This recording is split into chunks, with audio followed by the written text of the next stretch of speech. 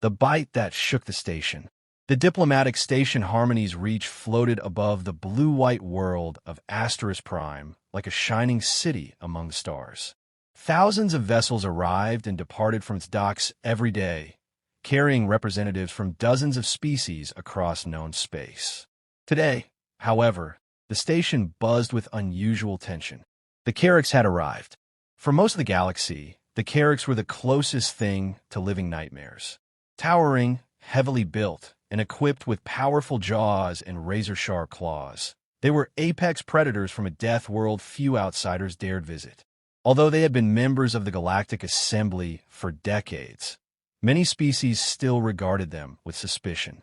Even their children inspired fear. Inside the grand reception hall, diplomats gathered beneath glittering crystal lights. Conversations flowed politely, but nervous glances kept drifting toward the Carracks delegation. Human diplomat Daniel Carter noticed it immediately.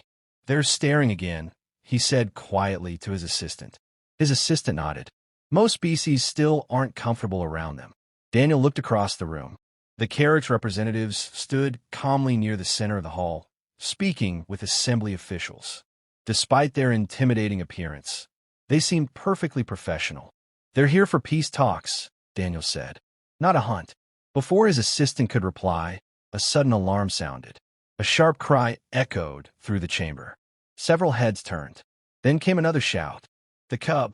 Instantly, panic swept across the room. A small Carracks cub burst from a side corridor and sprinted into the reception hall. Though young, it was already the size of a large earth wolf. Dark scales covered its body, and its golden eyes darted wildly from face to face. The cub was terrified. Delegates scattered. Tables overturned. Security officers rushed forward. The frightened young predator skidded across the polished floor and disappeared beneath a banquet table. The hall descended into chaos. "Contain it. Clear the area. Protect the delegates." Daniel watched the scene unfold and frowned. The cub wasn't hunting. It wasn't attacking. It was hiding. He could see the fear in its movements. While security teams formed a perimeter, the cub crouched beneath the table, trembling. A low growl escaped its throat. Every armed officer raised their weapons. Daniel stepped forward. "Wait." Several guards immediately turned toward him. "Ambassador Carter, stay back," one officer warned. "It's scared," Daniel replied. "It's dangerous. So is every frightened creature when it thinks it's trapped." Ignoring the protests around him, Daniel slowly approached the table. The cub's growls intensified. Its eyes locked onto him. Fear radiated from every movement. Daniel stopped a few meters away and knelt. "Easy there," he said softly. The cub flattened itself against the floor. "I know you're scared." The creature didn't understand his words, but his calm tone seemed to reach it. Around the room, hundreds of spectators watched in complete silence. Daniel carefully extended his hand. The cub hesitated. Then instinct took over. With shocking speed, it lunged. Its jaws clamped around Daniel's hand. Gasps erupted throughout the hall. Several delegates screamed. Blood dripped onto the polished floor. Weapons were raised instantly. The Carracks representatives froze in horror. For a moment, nobody moved. This was exactly the disaster everyone had feared. A Carracks had attacked a human diplomat. The consequences could be catastrophic. Daniel looked down at the cub. Its teeth remained buried in his hand. Yet behind its aggression, he saw something unexpected. The creature wasn't angry. It was terrified. Its body trembled uncontrollably. Slowly, Daniel lowered himself closer. "It's okay," he whispered. The cub blinked. The hall remained silent. Daniel didn't pull away. He didn't shout. He didn't strike back. Instead, he gently rested his free hand on the creature's shoulder. The cub's growling weakened. "It's okay," Daniel repeated. The young predator slowly released his injured hand. Blood stained Daniel's sleeve. Nobody breathed. The cub stared at him. Then, incredibly, it leaned into his touch. Daniel carefully scratched beneath its jaw. The creature's trembling began to fade. Security officers stood frozen. Diplomats stared in disbelief. Even the Carracks delegates seemed unable to process what they were seeing. The cub that had just bitten a human was now calmly sitting beside him. Daniel smiled softly. "There you go," he said. Across the hall, shock gave way to utter silence. The disaster everyone expected had not happened. No threats, no retaliation, no demands. Only a wounded human comforting the frightened creature that had hurt him. And in that single moment, without anyone realizing it, the course of galactic history began to change. A galaxy awaits retaliation. Within hours, the incident aboard Harmony's Reach had spread far beyond the station. News networks across the galactic assembly replayed the same footage again and again. The frightened Carrick's cub, the bite, the blood on Daniel Carter's hand, and then the part that nobody could understand. The human had comforted the creature. Across hundreds of worlds, citizens watched in disbelief. Many expected humanity to issue an ultimatum. Others feared military mobilization. Some analysts even predicted the collapse of the fragile diplomatic talks between humanity and the Carricks. Instead, nothing happened. No fleets moved. No threats were issued. No sanctions were announced. Human space remained calm. That calmness frightened many species even more. In the assembly chambers, emergency meetings continued day and night. "The humans are planning something," one delegate insisted. "They must be." Another shook her head. "Or perhaps they truly do not view this as an attack." The room fell silent. For many species, the idea was impossible to accept. Predators retaliated when challenged. Prey defended themselves when threatened. That was the way the galaxy worked. Yet humanity seemed to follow entirely different rules. Meanwhile, Daniel Carter sat inside the station's medical wing while a robotic surgeon finished treating his injured hand. The bite had been deep, but not serious. A medical technician sealed the final wound. "You are fortunate," she said. Daniel smiled. The cub was fortunate too. The technician stared at him. Most of the station had been staring at him that way ever since the incident. A notification appeared on his tablet. Another interview request. Then another. And another. He sighed. The media frenzy had become impossible to avoid. Later that day, Daniel stood before dozens of reporters gathered inside the station's press center. Questions erupted immediately. "Ambassador Carter, do you hold the Carricks responsible? Will humanity seek compensation? Do you believe the attack was intentional?" Daniel raised a hand for silence. The room settled. "It wasn't an attack," he said. The reporters exchanged confused looks. "The cub was frightened. It bit you." "Yes." "You were injured." "Yes." "Then how was it not an attack?" Daniel paused. "Have any of you ever seen a frightened child?" No one answered. "They scream. They panic. They sometimes lash out." He folded his hands behind his back. "Fear makes creatures do things they wouldn't normally do." The room became quiet. "The cub wasn't trying to hurt me. It was trying to protect itself." His answer spread through every major news network within minutes. And the confusion only deepened. On Carrick's Prime, the footage reached High Elder Varric himself. The elderly leader watched silently from his council chamber. When the recording ended, none of the advisors spoke. Finally, one of them broke the silence. "Humans make no sense." Varric slowly nodded. "No, they make more sense than we realized." For generations, the Carricks had been feared. Other species tolerated them, but few trusted them. Their predator instincts made everyone uneasy. Even accidental incidents often created diplomatic crises. Now one of their cubs had bitten a human ambassador, yet the human had shown compassion instead of anger. The concept was almost unbelievable. Meanwhile, the young cub remained isolated inside a secured habitat aboard Harmony's Reach. The handlers had returned it to safety immediately after the incident. But since then, the cub had refused food. It barely moved. It spent most of its time curled into a corner. The station's veterinarians worried its condition was worsening.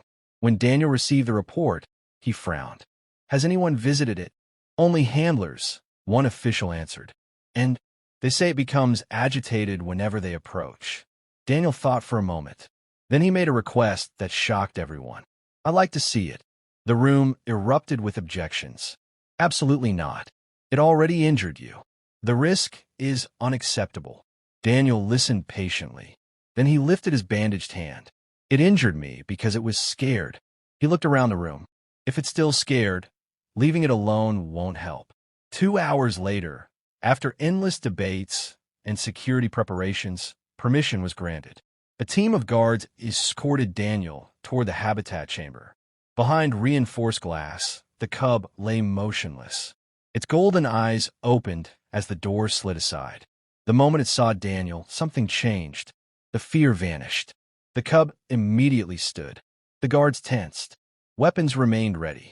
Slowly, the young Carrix approached. Daniel crouched near the entrance.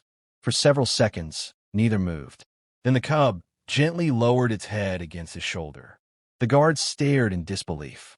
Daniel smiled. "Hello again, buddy." The cub made a soft rumbling sound. For the first time since the incident, it seemed calm. And for the first time, many watching through the observation window began to wonder if humanity's greatest strength wasn't its military power at all. Perhaps it was something far rarer. The ability to see fear where everyone else saw an enemy.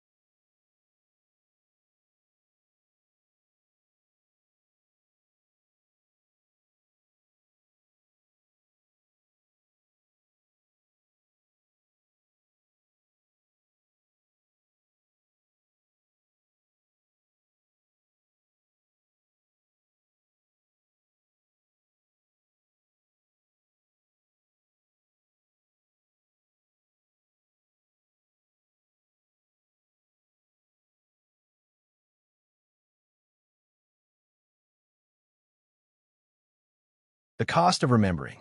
3 months after the destruction of Horizon Academy, the Galactic Dominion was no longer celebrating.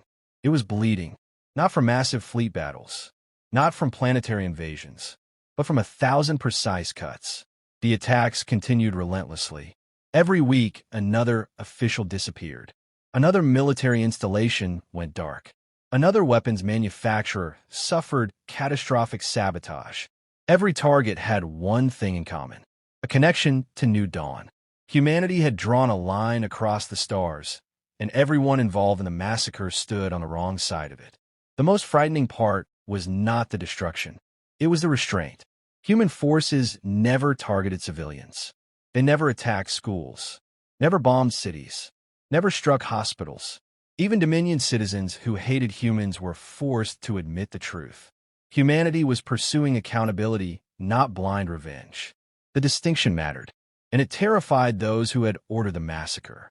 Inside the Imperial Palace, Emperor Varkin's confidence began to crack. Reports arrived daily. Supply routes disrupted. Military contracts canceled. Intelligence networks compromised. Entire security divisions overwhelmed. The Dominion was still powerful, still enormous, still capable of crushing almost any enemy. But for the first time in centuries, it faced an opponent that seemed impossible to predict. Humanity refused to fight according to established rules. They appeared where they should not exist. They knew information they should not possess. They struck and vanished before fleets could respond. Varkon slammed a report onto his council table. "Find them," he roared. The advisors remained silent. They had been trying, for months, and failing. Meanwhile, across human space, the archive continued to grow.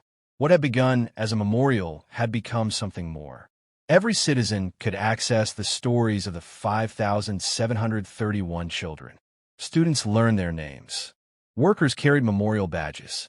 Military personnel memorized the list. The children of New Dawn became part of humanity's collective memory. And with memory came determination. Human leaders never spoke publicly about revenge. Instead, they repeated a single principle: the innocent deserve protection. The guilty deserve accountability. Nothing more, nothing less. The message spread throughout every colony. The goal was not destruction. The goal was justice. The first major breakthrough came from an unexpected source. A Dominion logistics officer surrendered himself to human authorities. Then another, then dozens more. Many had participated indirectly in the massacre. Some had supplied fuel. Others had approved transportation routes. Several had handled targeting data. All feared they were next. But when they surrendered, something surprising happened. The humans treated them fairly. They were questioned. Their testimony was recorded. Then they were placed under protection. Word spread rapidly. Humanity was not executing prisoners. They were collecting evidence, building cases, constructing a record so complete that no one would ever be able to deny what had happened. The realization shook the empire. This was no longer a military campaign. It was an investigation on a galactic scale. The cracks inside the Dominion widened. Several governors publicly condemned the massacre. Others quietly withdrew support from the emperor. Trade agreements collapsed. Military recruitment declined. Citizens began asking dangerous questions. Questions that had not been heard in centuries. Why were children targeted? Why were peaceful colonies attacked? Why should anyone trust a ruler willing to murder civilians? Imperial censors worked tirelessly, but the questions kept spreading, and every attempt to suppress them only made them stronger.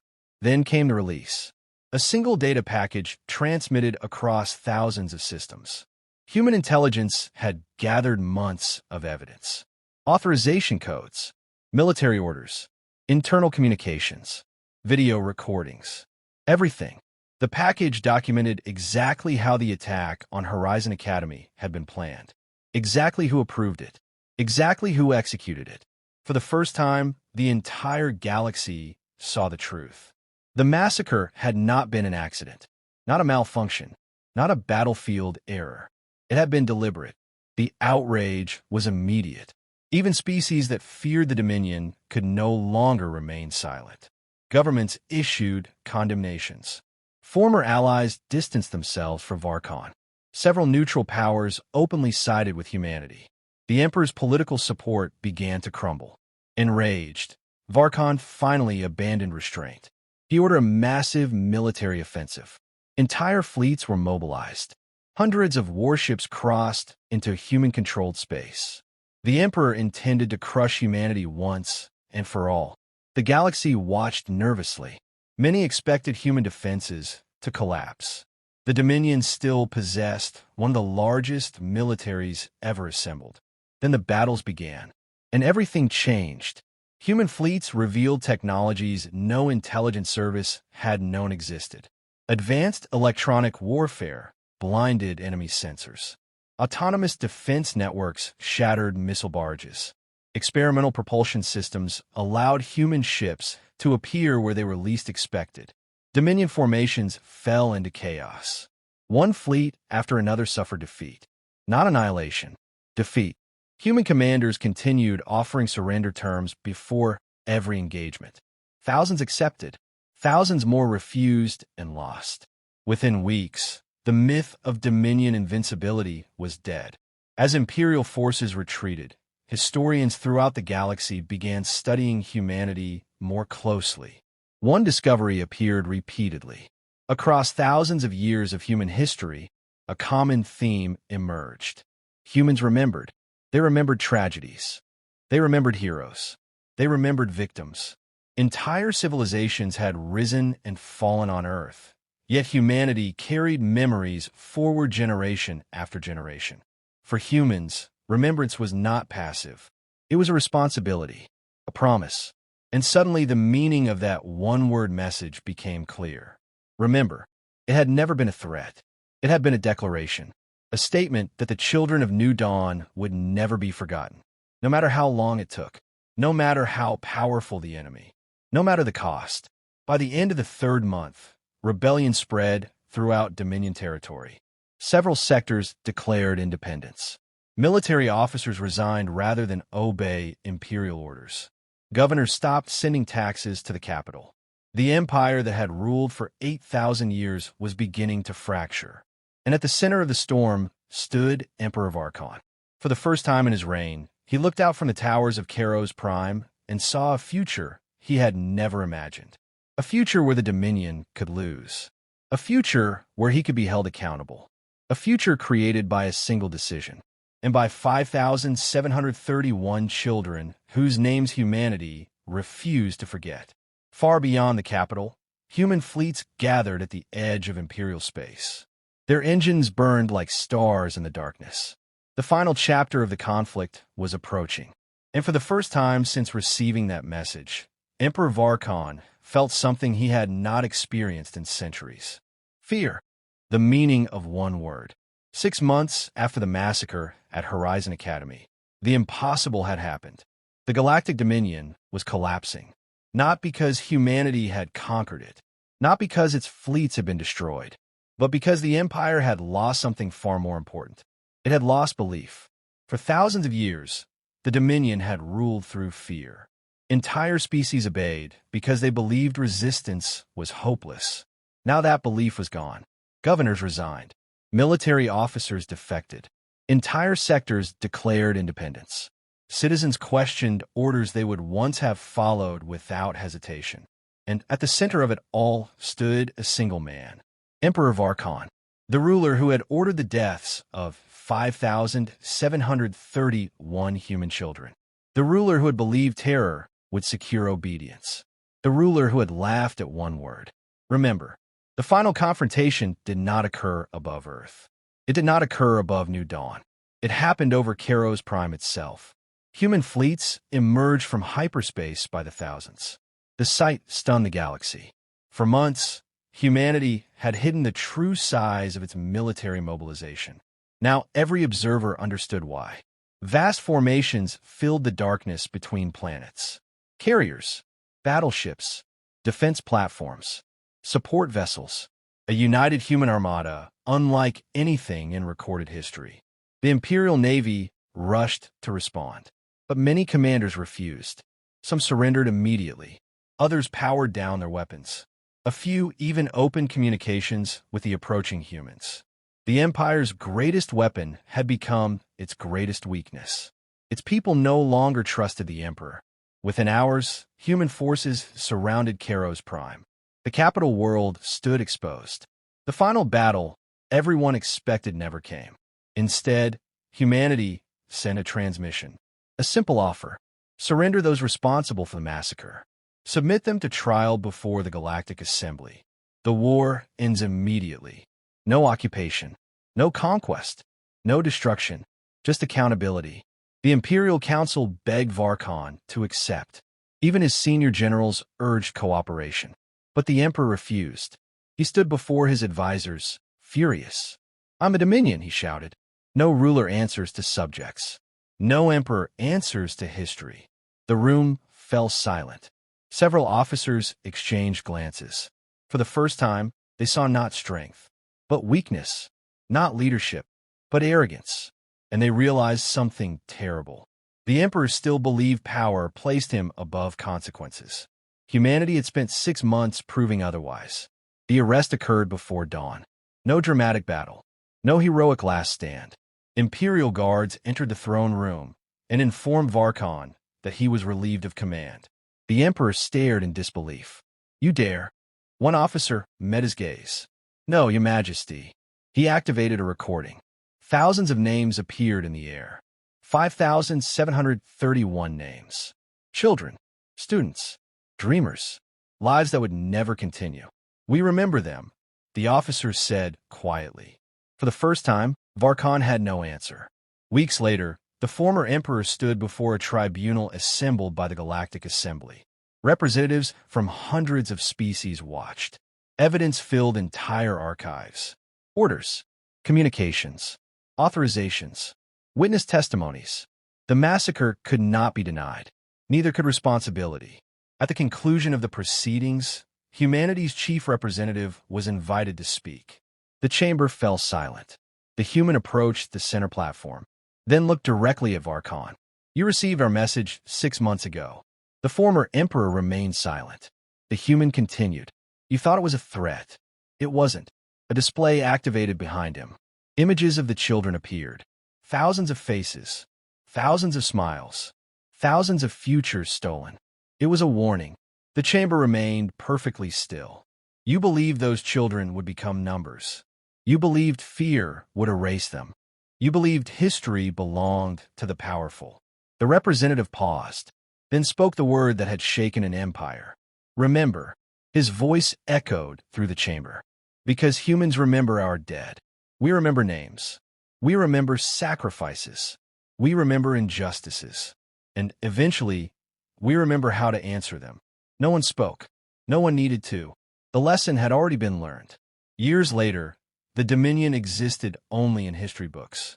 In its place stood a new galactic coalition built on cooperation rather than fear. Humanity became one of its founding members, not as conquerors, as partners. Worlds damaged during the conflict were rebuilt. Former enemies traded openly. Species that had once feared one another worked together. And at the center of Kairos Prime stood a monument unlike any ever created. A memorial containing 5,731 names. Visitors came from every corner of the galaxy. Children left flowers. Veterans stood in silence. Leaders bowed their heads. At the entrance, carved into black stone visible from orbit, was a single word. The word that had brought down an empire. The word that ensured no one would ever forget. Remember, because power fades, empires fall, but memory endures, and humanity never forgets its children. Watching video, like, and subscribe my channel.